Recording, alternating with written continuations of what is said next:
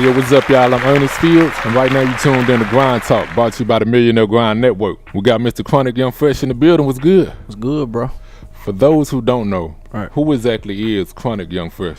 Kronic is a well-known music artist. I'm the owner of my own clothing brand, which is called Different Clothing. Songwriter, producer, etc.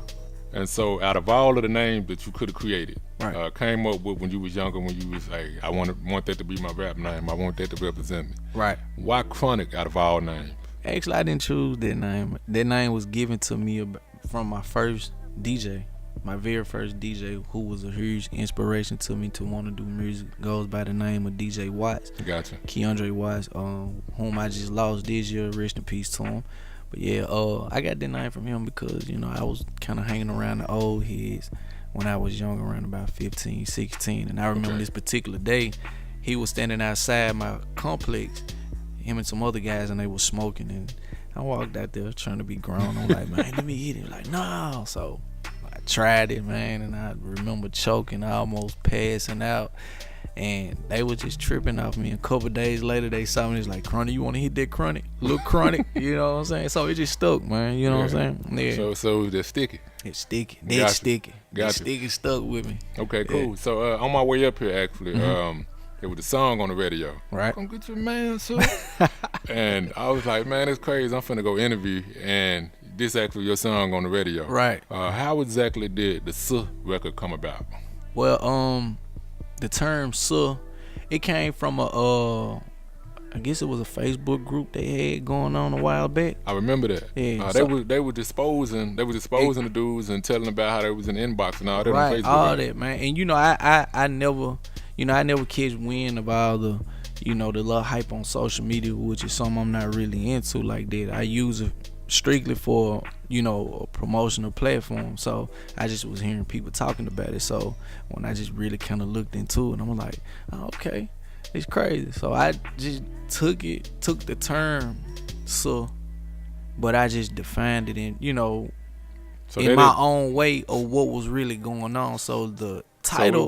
So it didn't come from your personal experience. Nobody didn't have to tell nobody. No. Yeah. I don't even play like that. So from my assumption, what you did was actually saw what was going on, right? And you looked at it and said, "Hey, it ain't too much I got to do. I could just write a theme song to what's going on right there, basically." Basically, so it was more of just strategically thinking and turning. You know, it became a marketing strategy because, you know, I knew most people wasn't gonna really care to look into it, me being a male artist with a title called "Sir." Yeah.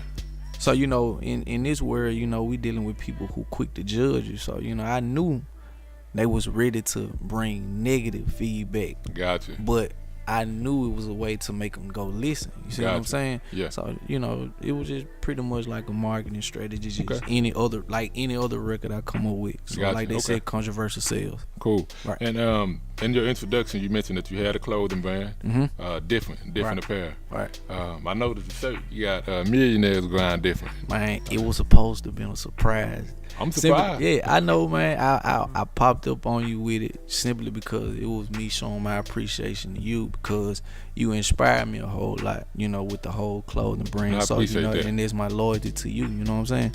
I appreciate that. Yeah. Yeah, Millionaires Grind Different. Always. Gotcha. Yeah. From watching your social media, you talk about your mom a lot. Right. And I know you posted that she passed years back. Right. Can you tell us about how she influenced your career or your life now? Well, my mom played a huge role, you know, in my life, you know, growing up. So I was living in a single parent home, so it was kind of like she was all I really knew. Yeah. So, you know, at the time when I did lose her, a lot of things in my life kind of shifted. You see what I'm saying? So it was kind of like trying to replace that same love. You know, even in my relationships with women, it's kind of like I expect to feel that same love. So it's like the smallest things that a woman could do to me kind of ticks me off. You know what I'm saying? Yeah.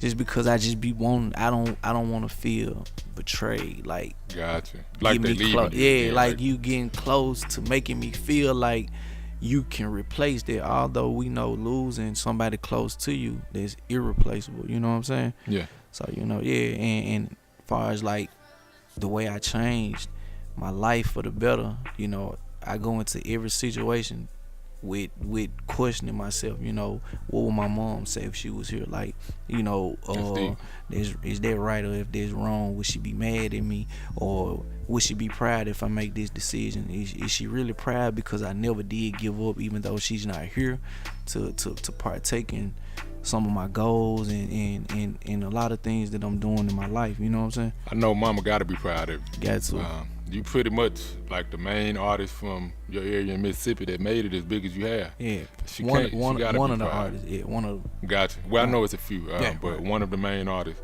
from that area that I can at least see. Right. She gotta be proud of you. That's enough that mama gotta be proud. That's all I can bro. say. Yeah. Gotcha. Another thing, speaking of losing, I noticed you lost some weight since we first met. Yeah. You look a lot healthier, cleaner. Yes. Can you tell us what is that? You hitting the gym or what? Man, I try to stay in the gym, but it's like a on and off type of thing. But I'm not consistent as I want to be when it comes to being in the gym. But you know, as far as speaking about the weight loss and all that or whatever, like I committed to fasting. Like something I started like 5 years ago. Okay, fasting from what? Like what? Like certain food types certain or just foods and you know certain things that that became a bad habit. Gotcha. In my life, period. You know what I'm saying? From Do you mind smoking, speaking? Okay, yeah. So you know, smoking, drinking, you know, certain foods I was eating, you know, changing my surroundings and all that. Like I had to regain that focus for myself. So you know, when I started it, which came about with another producer that I was working with, he kind of influenced me to do it. Goes by the name of Denali, and another artist he's affiliated with called Slow. Okay. Yeah, so they kind of put me on it. So you know, ever since then, 5 years ago, man, ain't nothing changed. Hadn't picked up or Gotcha.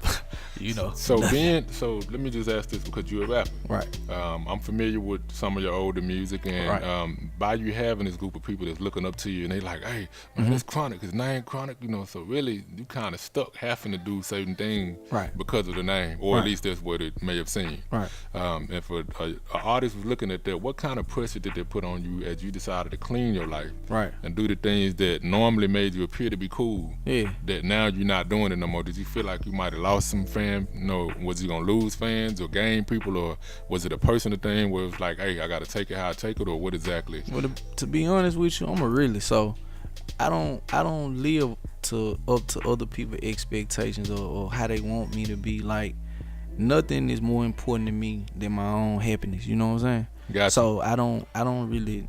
That didn't bother me. It didn't affect me or none of that because I still deliver as a good artist. You know what I'm saying? A great friend, brother, father, whatever. You know what I'm saying? Like none of that changed me. Period. You know what I'm saying? It didn't affect me at all. So if anything, you know, it influenced other people to want to do better, or even, you know, I still give you credit even if you attempted to do it. You know what I'm saying? Because think about it. Like I know a lot of artists right now that's doing a whole lot in their life that they really don't want to do, like the smoking and the drinking, you know, to each his own. But I know a lot of artists right now that don't want to smoke and don't want to drink. They just do it for other people's approval and validation when it really ain't them. Gotcha. You know what I'm saying? But Gotcha. you'll never be happy. You'll never succeed if you following a trend and not comfortable with just being you. You know what I'm saying? Yeah. That's real.